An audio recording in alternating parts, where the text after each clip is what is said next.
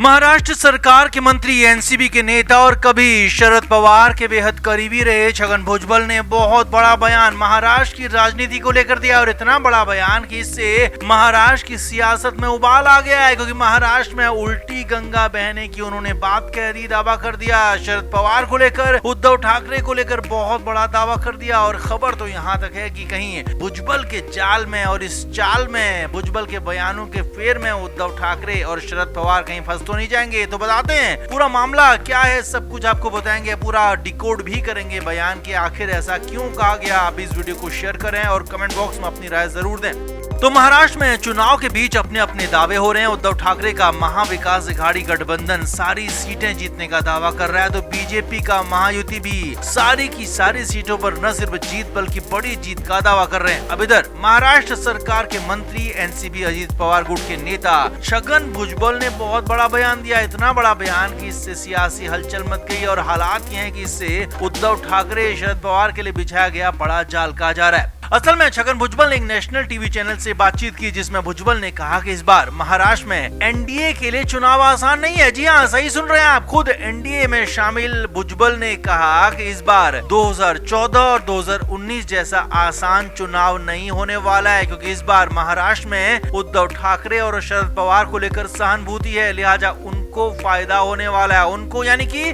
उद्धव ठाकरे और शरद पवार को। आगे देखिए, भुजबल ने आगे कहा कि शरद पवार और उद्धव ठाकरे की रैलियों में आ रही भीड़ इस बात को बता रही कि उनके लिए माहौल अच्छा है, उनके पक्ष में माहौल अच्छा है और ठाकरे और शरद पवार को सहानुभूति का फायदा मिलने जा रहा है। इसका असर चुनाव के नतीजों पर होगा, उनकी सीटों पर होगा और इसका साफ साफ असर दिख जाएगा, जो कि यहाँ पर भी नजर आ रहा है। अब यहाँ पर तो छगन भुजबल ने उल्टी गंगा ही बहा दी, अपने ही विरोधी यानी कि उद्धव ठाकरे, शरद पवार की जीत की भविष्यवाणी कर दी और वो भी एनडीए के अंदर रहते हुए, महाराष्ट्र के मंत्री रहते हुए। अब छगन भुजबल के इस बयान के बाद तो बवाल मच गया, कहा जाने लगा कि क्या वाकई में ऐसा है या फिर ये कोई चाल है, ये कोई जाल है जिसमें फंसाने की कोशिश हो रही है, कोई गेम है जिसे भुजबल खेल रहे हैं। तो खबर बिल्कुल यही है। जी हाँ, उद्धव ठाकरे और शरद पवार के पक्ष में चुनाव नतीजे की बात आना कहना, छगन भुजबल पर कोई कार्रवाई नहीं होना, ये बहुत कुछ कहता है, क्योंकि ये महाराष्ट्र में बीजेपी की, एनडीए की चुनावी रणनीति का हिस्सा है और खासतौर पर भुजबल को इसे लेकर कहा गया कि वो ऐसा बयान दें जिससे कि कुछ हलचल मचे और